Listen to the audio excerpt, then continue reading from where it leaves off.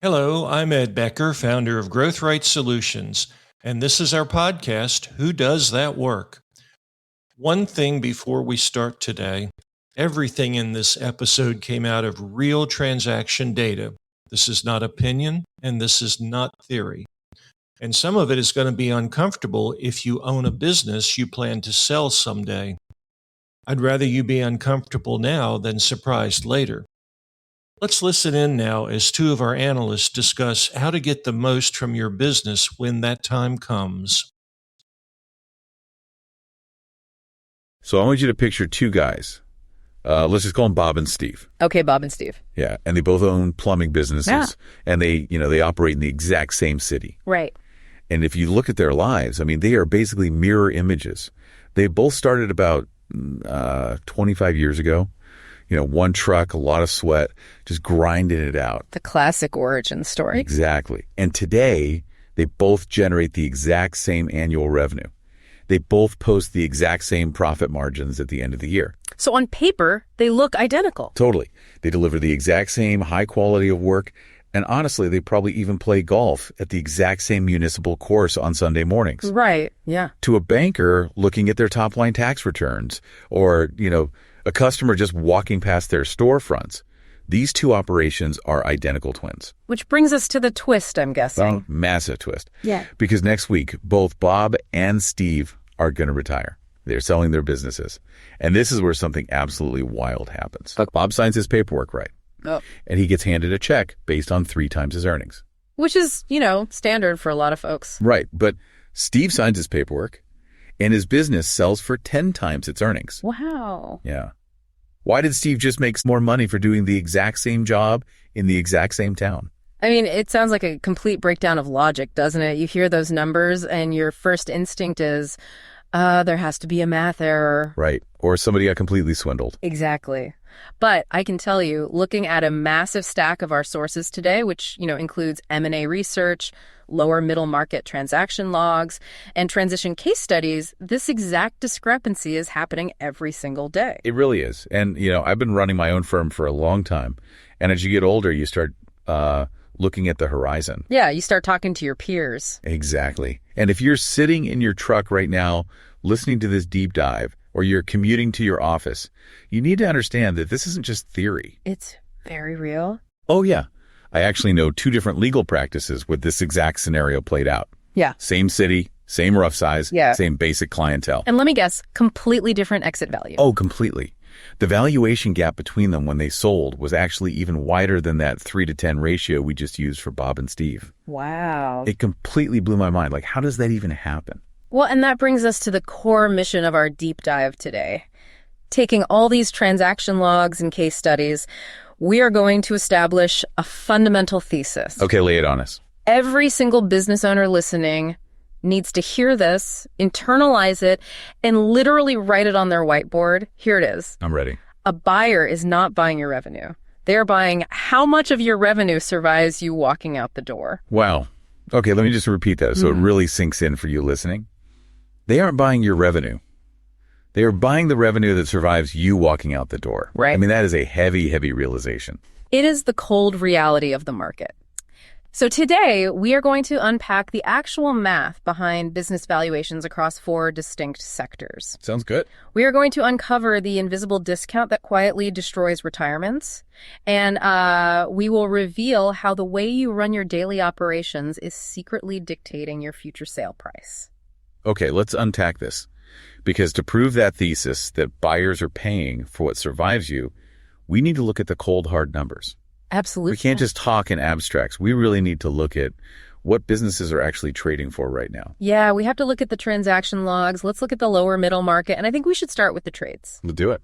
Now, these are businesses priced on a multiple of EBITDA. So earnings before interest, taxes, depreciation, and amortization. Basically the profit. Basically, yeah. But for everyone listening, I want to clarify what kinds of operations we are looking at in these logs. Right, because size matters here. Huge factor. These are your local established service providers. But keep in mind, operations earning under roughly $500,000 annually, they sell on a completely different, much lower basis. Gotcha. For today's exercise, we are strictly talking about businesses operating above that $500,000 threshold. Right. So we are talking about businesses with some real meat on the bone, like established crews, maybe a fleet of vehicles, a solid brand in the community. Exactly. So let's walk through these valuation tables, but let's not just, read a boring list. Yeah. I'm looking at these numbers from the M&A data, and there seems to be a real divide here. What kind of divide do you see? Well, it's between what I would call the subscription kings and the one-off hunters. Oh, that is an excellent way to categorize them. Let's start with your subscription kings, specifically HVAC and pest control. Okay, let's hear the numbers. The low end of the transaction multiple for an HVAC business is 3.0 times earnings. The typical range, where most healthy businesses land, is 5.5 to 7.0 times earnings. But the high end, it reaches 10.0 times earnings. Jeez. So if I'm an HVAC owner with, let's say, $1 million in earnings. Right. That is the difference between a $3 million exit, which is, a nice retirement. A very nice retirement. Yeah, but compared to a $10 million exit, that is generational wealth for my family. Exactly. Same trade, same truck. Same everything on the surface. Now let's look at pest control, which shares a similar dynamic. The low is 3.3 times earnings. The typical range is 5.0 to 6.0 times. The high end is 8.0 times and above. So why are those two grouped together with such high ceilings? Think about the nature of those businesses. HVAC requires biannual maintenance, right? Yeah, you need someone to look at your furnace in the fall and your AC in the spring. Exactly. And pest control requires quarterly spraying. These businesses naturally lend themselves to recurring scheduled revenue. Okay, so compare that to the one-off hunters. Right, let's look at plumbing. The low end is 2.4 times earnings. The typical range sits at 4.0 to 5.0 times, and the high end reaches 6.5 times. Wow, a completely different ceiling. Yeah, much lower. And roofing is similar. A low of 2.5 times, a typical range of 4.0 to 5.5 times, and a high of 7.0 times. That's a huge drop-off. It really is. Electrical contractors see a low of 3.2 times, a typical of 5.0 to 6.5 times, and a high of 8.0 times. Okay. Finally, landscaping has a low of 3.6 times, typical of 4.5 to 5.5 times, and a high of 7.0 times. That makes total sense. I mean, think about a roofing company. You replace a roof, you do a fantastic job, the customer absolutely loves you. And they won't need you again for 25 years. Exactly. You have to wake up every single morning and hunt for a brand new customer. Right. The predictability of the revenue stream inherently changes the floor and the ceiling of the valuation. Yeah. But what is crucial to notice is the spread within these categories. That spread is massive. It is. But before we diagnose exactly why that spread exists, I want to look at the professional practices.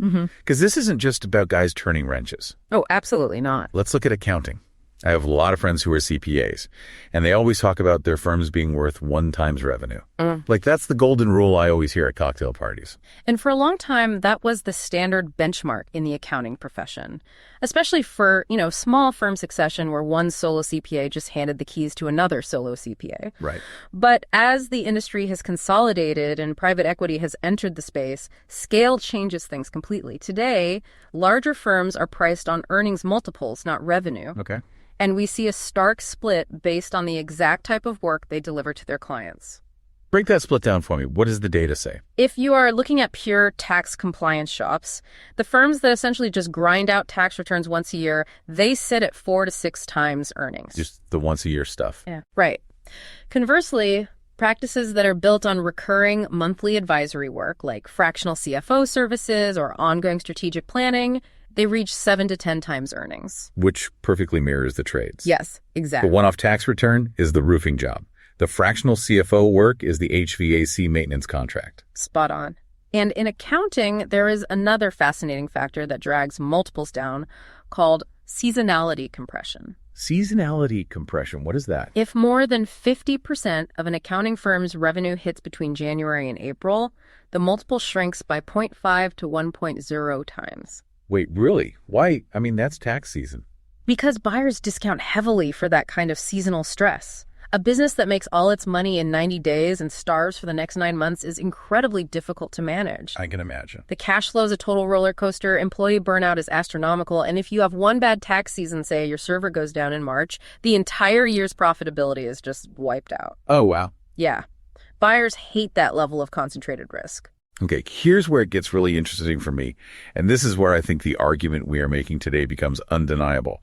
let's talk about law firms. Yes, let's slow down significantly here, because the transaction logs for law firm valuations provide the absolute clearest proof of our thesis. They really do. Law firms, unlike larger accounting firms, are typically still priced on revenue multiples.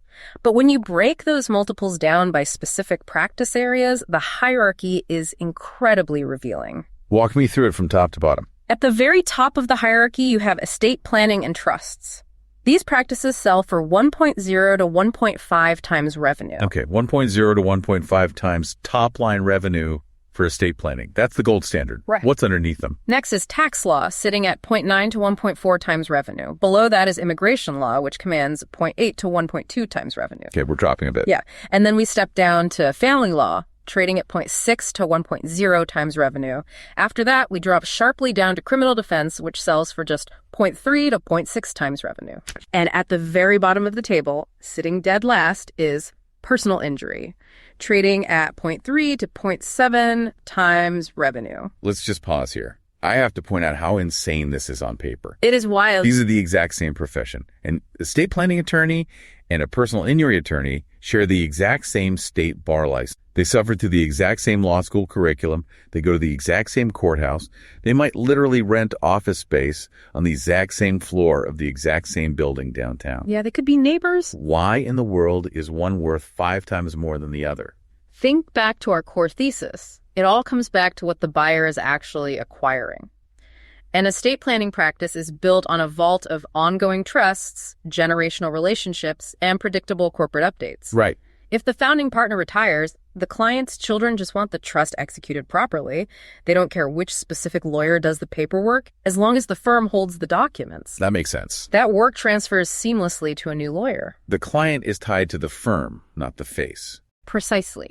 But a personal injury practice, that business completely follows the rainmaker out the door. Oh, yeah. The clients are only there because of the individual attorney's face plastered on the billboard by the highway, or their specific aggressive reputation in the courtroom, or, their deep personal relationships with a network of chiropractors who refer them cases. Right. When that specific attorney retires, the entire pipeline of future cases vanishes instantly. Because you can't inherit someone else's charisma. You can't inherit their golf buddy relationship. Exactly. And we need to add a crucial layer of extra context here that depresses law firm valuations even further. Bar rules in 48 states prohibit non-lawyer ownership of law firms. Oh, right.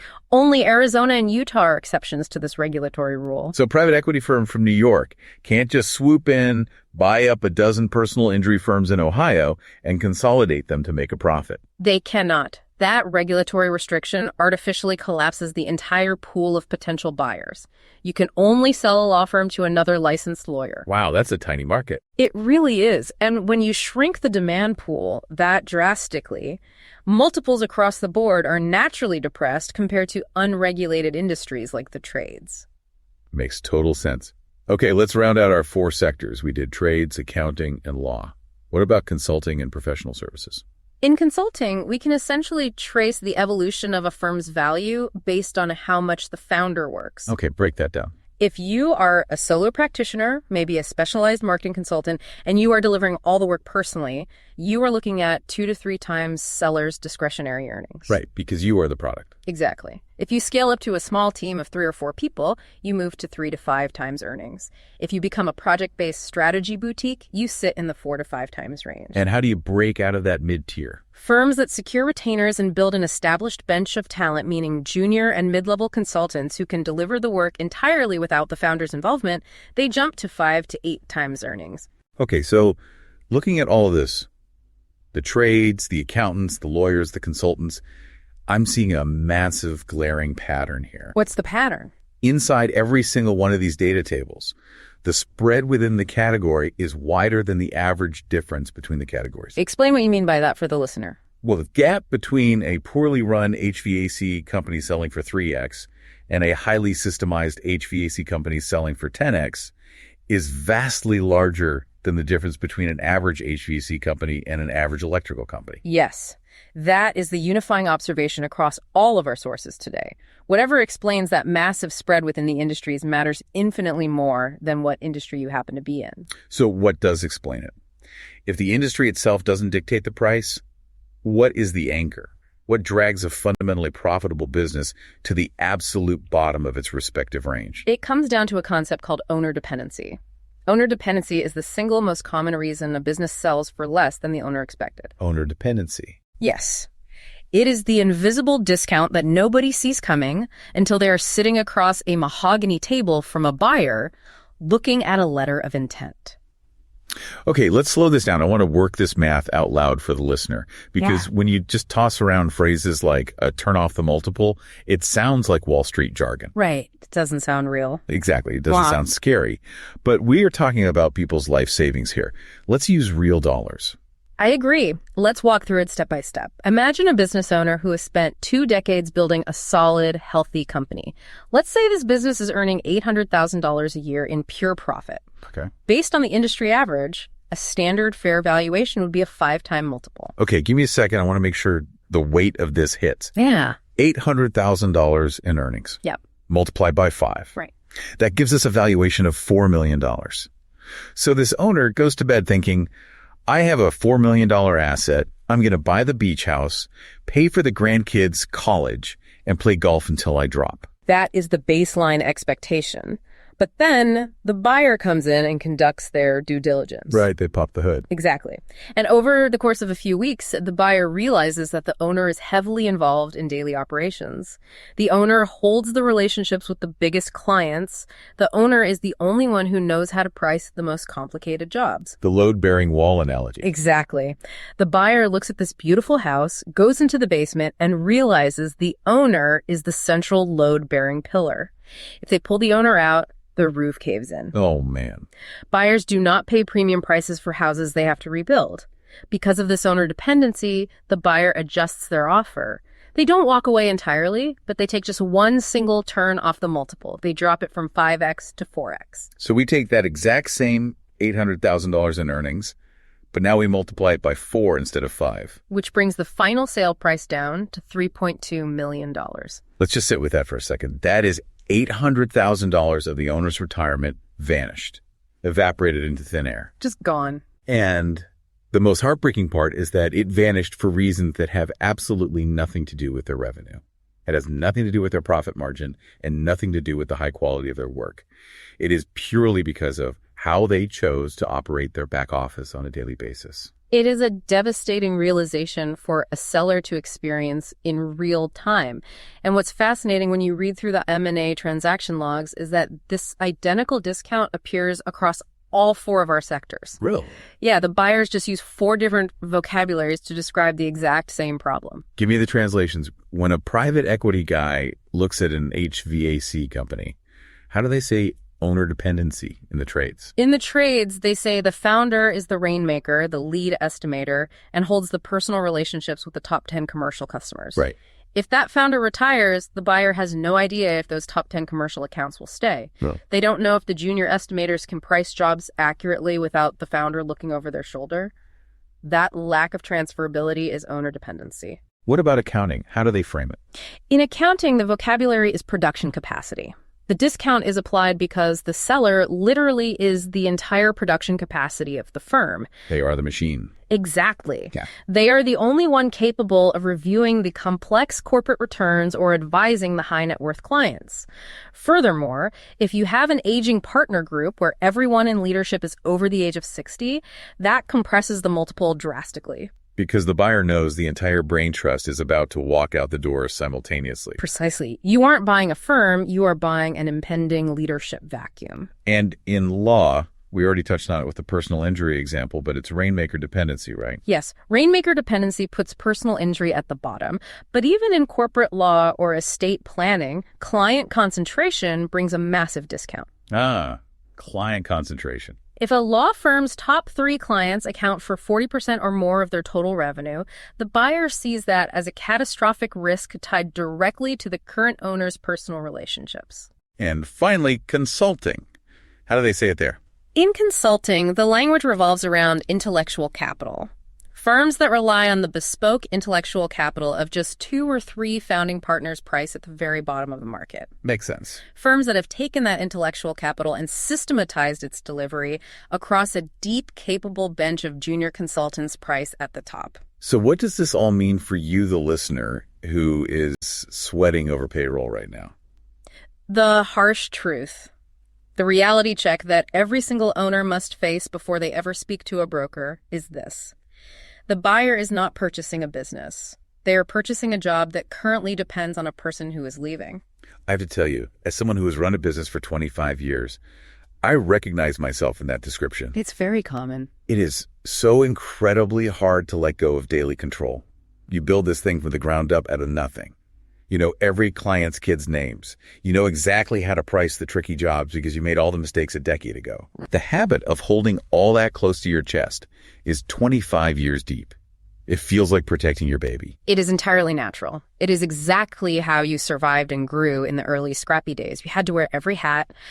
But this is the great paradox of entrepreneurship, right? The very traits that get a business off the ground are the exact same traits that penalize its value at the finish line. Okay, so let's say the seller takes the hit, they take the penalty, they want $4 million, they accept the 4x multiple, and they settle for $3.2 million.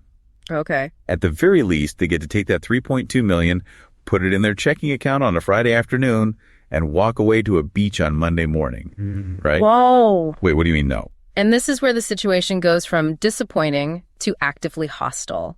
Owner dependency doesn't just shrink the final number on the whiteboard, it fundamentally mutates how the seller actually gets paid. Really? Yes. The collapse of cash at close is the ultimate brutal surprise to sellers. Wait, hold on. The shape of the deal changes. What do you mean? Walk us through that. Let's use consulting first. In consulting, if key person revenue concentration passes 40%, meaning the founders are personally responsible for bringing in nearly half the money, and earnout appears in almost every single letter of intent. Explain an earnout for those who haven't been through an acquisition. The buyer might let you keep the headline multiple. They might agree to the $4 million valuation because they know ego is involved and you want to feel like a winner. Sure. But the cash you actually receive on the day of closing drops by 30 to 50%. So the big number in the press announcement, or the number you brag about at the country club, is essentially a fiction. It's not what actually hits your bank account. Not even close. You might get half of it up front. The rest is conditional money. How conditional? Because if I'm the owner, I'm thinking, I built this for 25 years. Why should I bear the risk of the buyer not knowing how to run it? That is exactly what you're going to feel, but the buyer holds the leverage. Let's look at accounting to see how conditional it gets. In accounting firm acquisitions, earnouts are heavily utilized and deeply stringent. That remaining money is paid out over several years, and it is strictly tied to client retention targets. Give me an example of how that works. You might only get your year one earnout payment if 90% of your historical clients stay with the new firm. In year 2 and 3, the target might be 85%.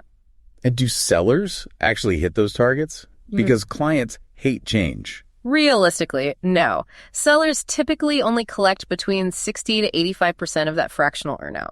Clients naturally churn during a transition. They don't like the new letterhead. They don't like the new junior associate, so they leave. Right. Even if you do everything right, you lose money. And frankly, it gets more aggressive than just missing targets. We have to talk about clawbacks. Oh boy.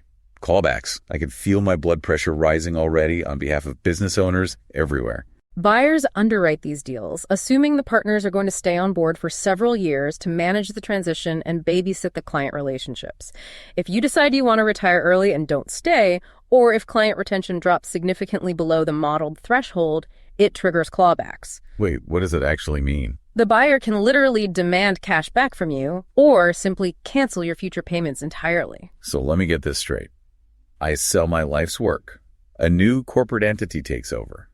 Their new manager offends my biggest client, the client leaves, and the buyer penalizes ME by keeping the money they owe me. That is exactly how the contracts are structured. Because remember, they didn't buy a standalone business. They bought a business that depends on you, so you are on the hook for its performance. Unbelievable. And there's also a mechanism called rollover equity, which is extremely common when private equity is involved. Right, rollover equity. Why do buyers demand that? The buyer requires the selling partners to leave 20 to 40% of their proceeds invested in the buyer's new, larger entity.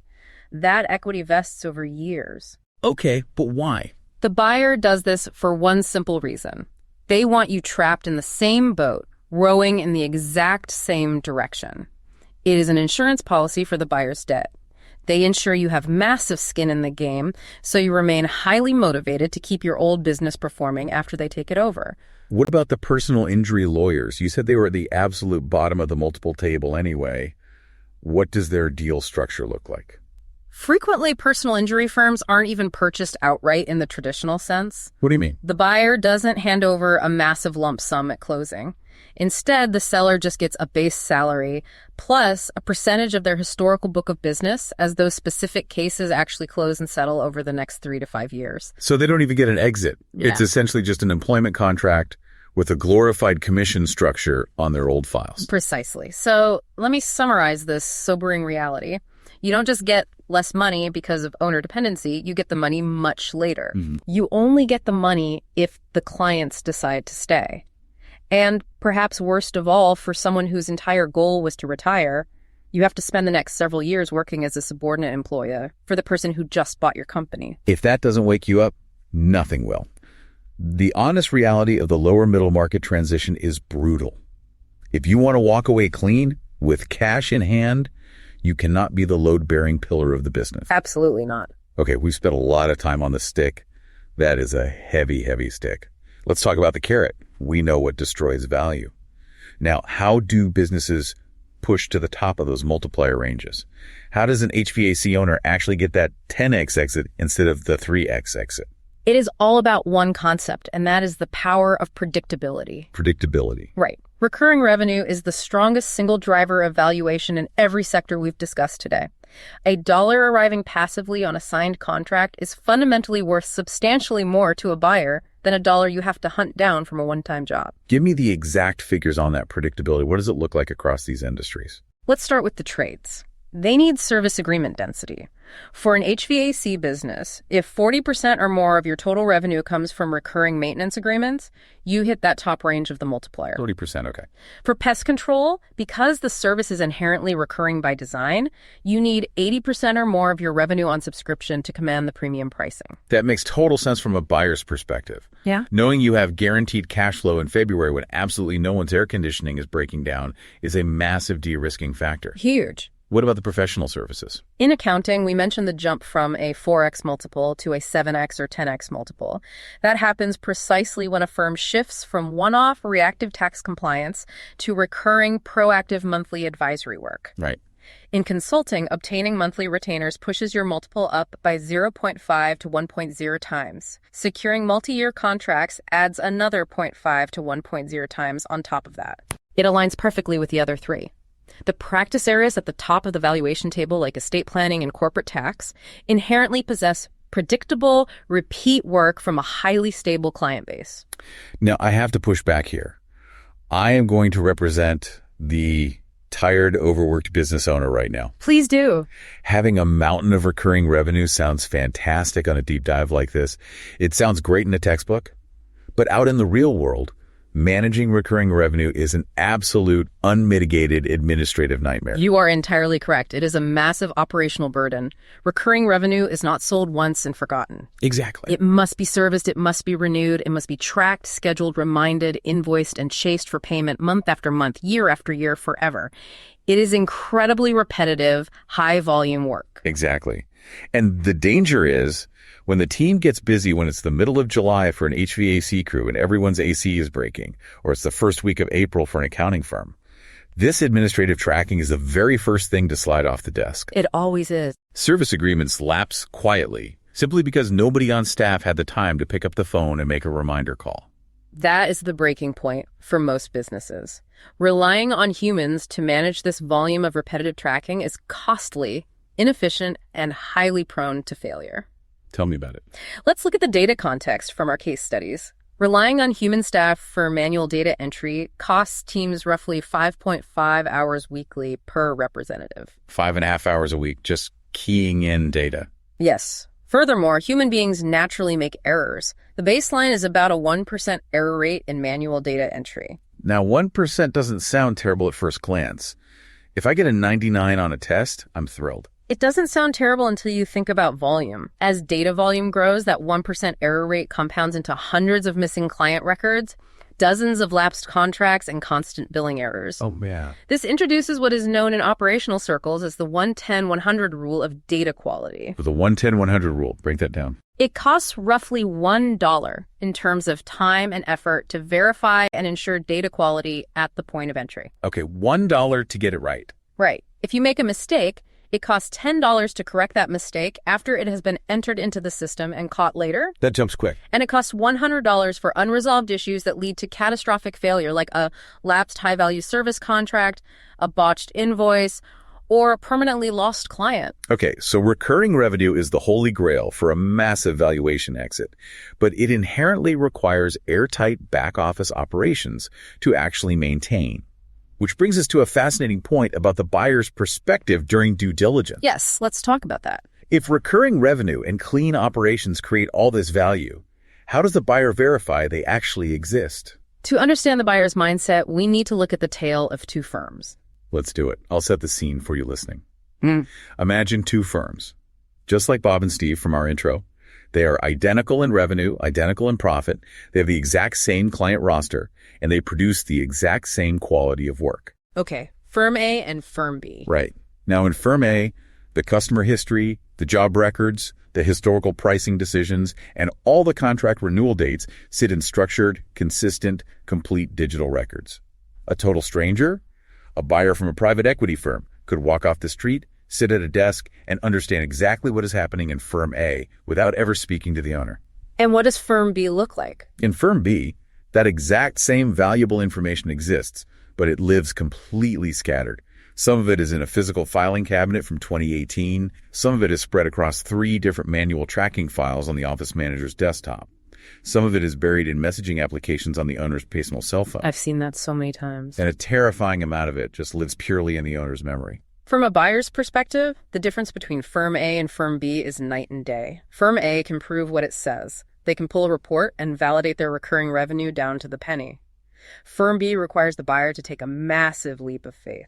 And as we know, buyers with millions of dollars on the line aren't in the business of taking leaps of faith. Never. Buyers are buying certainty. They absolutely do not pay premium prices for things they have to take on faith. Right. Anything they cannot independently verify during due diligence becomes a discount or a holdback in the final offer. This establishes the absolute necessity of creating what we call a single source of truth. Single source of truth. What does that actually mean in practice? Because we all know how frustrating it is to have 10 different tabs open at once. It means that all of your automated systems must reference one unified master record. Think about it operationally. If a client updates their address or signs a new service agreement, that information shouldn't have to be manually typed into the billing system by one person, and then manually typed into the scheduling system by someone else, and then manually typed into the marketing system by a third person. Because that's where the 1% error rate from the 110-100 rule destroys you. Exactly. When you have a fragmented web of separate databases that don't communicate with each other, you don't have a single source of truth. You have competing versions of reality. And a buyer sees that as immense risk. So when a buyer comes in, they want to see that the digital labor happening behind the scenes is all pulling from one clean, verifiable well of data. Yes. A buyer is not purchasing your software stack. They honestly don't care which generic online ads you use. They are purchasing certainty about what happens next week, next month, and next year. Yep. They want to know that if you, the owner, get hit by a bus tomorrow, the system still knows exactly when to invoice the Smith account. Your organized digital records are the only evidence available to them to prove that transferability. Okay, let's unpack this. We have laid a lot of groundwork here. We've talked about the massive valuation gaps, the owner dependency discount, the nightmare of manual tracking, and the need for a single source of truth. We've covered a lot. But I want to nail this down for the listener so it clicks perfectly. What does cleaning up how work gets done day to day actually have to do with my exit valuation? Let's walk through this logic. This is the crucial connection. And I want to explicitly frame this for you listening as a logical argument, a chain of reasoning, rather than just reciting a research study. Let's walk through this chain together. Let's do it. I'll give you the premise. You tell me where it leads. Why do buyers pay premium multiples? Well, based on everything we've discussed, They pay for transferability. They are paying for the revenue that remains when the current owner leaves. Exactly. So if they pay for transferability, what is the biggest threat to it? Owner dependency. That's the invisible discount. It's the largest and most common penalty applied against that transferability. If the business depends on the owner, it isn't transferable. Right. And why does owner dependency exist in the first place? It exists because the critical business knowledge, how to price jobs, when to call clients, how to solve complex problems, lies exclusively in one person's head and in their undocumented daily habits. The owner just knows how to do it. So how do you solve that? How do you get the knowledge out of their head? You implement documented, repeatable processes. That moves the critical knowledge out of a person's brain and embeds it into the actual structure of the business itself. And here is the big reveal. How do you guarantee a process is documented and repeatable? By using the technology. Exactly. A process that runs on its own, utilizing digital employees or the automated side, is documented by definition. You physically cannot hand off a multi-step workflow to machine-handled work if you haven't explicitly specified exactly how it works, what the rules are, and where the data goes. Wow. Okay, the light bulb just fully turned on for me. So an owner who implements software that does the work just to save some money on back office tasks or to reduce manual data entry for their stressed out staff is accidentally doing the exact operational work that removes the thing buyers discount the hardest. Precisely. You utilize digital labor because you want to save 5 hours a week today. But in doing so, you are systematically stripping away owner dependency, which protects your multi-million-dollar valuation tomorrow. That is wild. Most owners have absolutely no idea they are solving their ultimate valuation problem when they sit down to organize their daily operations. And there is a second link here, too, regarding revenue, isn't there? There is. The capacity to run renewals, schedule follow-ups, and chase invoices reliably by utilizing automated systems is exactly what allows your recurring revenue to grow without collapsing under its own administrative weight. Right. And as we established with the HVAC and accounting examples, recurring revenue is the biggest multiple driver across the board. So the operational question, how do I track this stuff without losing my mind? And the valuation question, how do I get a 10x multiple? Are actually the exact same question in disguise. They are entirely inseparable. You cannot have one without the other. This reminds me of a previous deep dive we did. We've talked before about how dirty data is the #1 reason operational projects fail. If your records are a mess, your automated systems just automate the chaos faster. Absolutely true. But now we see that that exact same dirty data is what costs you money at the point of sale. It is one single problem, generating two entirely separate bills. You pay the operational bill every single week in lost time, frustrated employees, and missed renewals. Then you pay the valuation bill on the day you try to retire, and most owners don't see either bill until they are already paying it. Okay, I want to play devil's advocate for a second. Let's pressure test this logic because we need to ensure we aren't selling a magic pill here. Fair enough. Is this whole framework just a new, fancy excuse to justify spending money on operational work? That is a very fair pushback, and we have to concede real, honest ground here. The technology is not a magic wand. None of this, no amount of digital labor, no perfectly mapped single source of truth, no automated workflow rescues a business with fundamentally thin profit margins, high employee turnover, or a poor quality of work. Right. I love the analogy we use sometimes. If the plumbing in the house is actively leaking, installing a great database doesn't fix the pipe. Exactly. Systematizing a weak, unprofitable business does not magically make it valuable. In fact, organizing bad operations only makes the business's deep flaws much easier for a buyer to find during due diligence. You are essentially just cleanly documenting your own failure. So the final takeaway on this point is that organizing your operations and utilizing machine-handled work is a multiplier on a real, solid business. It is absolutely not a substitute for A one. multiplier, exactly. You have to build a good, profitable, valuable business first. Then you systematize it to ensure you get paid full price for what you built when it comes time to hand over the keys.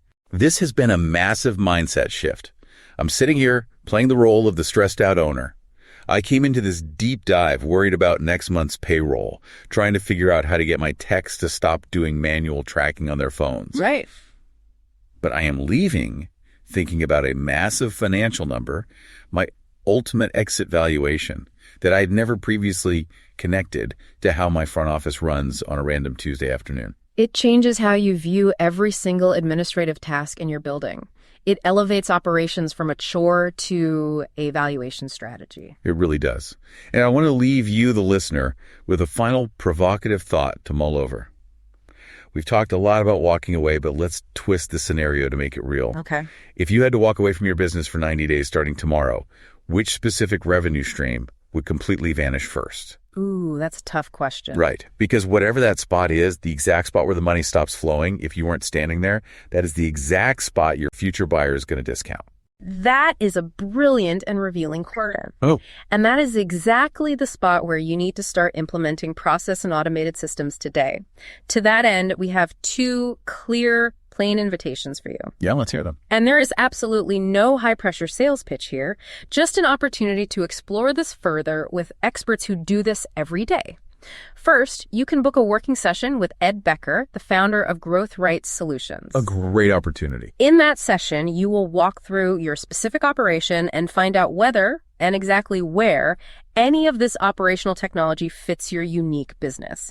And it is incredibly important to state, you may leave that meeting knowing that changing absolutely nothing is the right answer for you right now. Exactly. That is a perfectly legitimate outcome, and it is a piece of knowledge worth having with absolute certainty. And the second invitation? Second, Growth Right Solutions invites owners and managing partners to actually come on this show.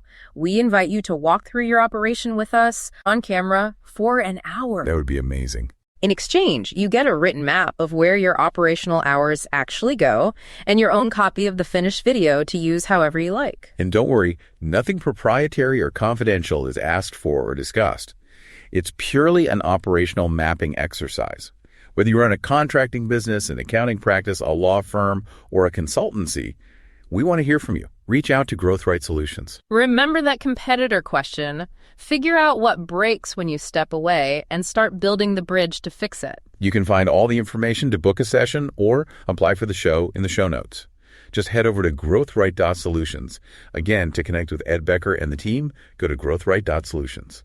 Thanks for joining our deep dive. We'll see you next time. Thanks for listening today. I hope that you found something that was useful for your own organization. If you did, I'd love to hear what it is. That's a real invitation and not a formality. We are seeking people willing to be our guest on this podcast, walk through their operation with me, and these would be owners, general managers, executive vice presidents, managing partners, executive directors, anybody who knows how the work actually moves through the team. We will provide you with a written map of where your hours really go and your own copy of the video to use however you want. We will never ask for any information that is confidential or proprietary. And if you've already sold your business, we would like to hear from you too. Your story will be a first-hand tutorial for the people listening, and more than anything any analyst could tell them. If you'd rather just talk about your own operation privately, we can do that instead. Either way, it starts on our website, growthright.solutions. I'm Ed Becker. Thanks for listening. I'll see you next Thursday.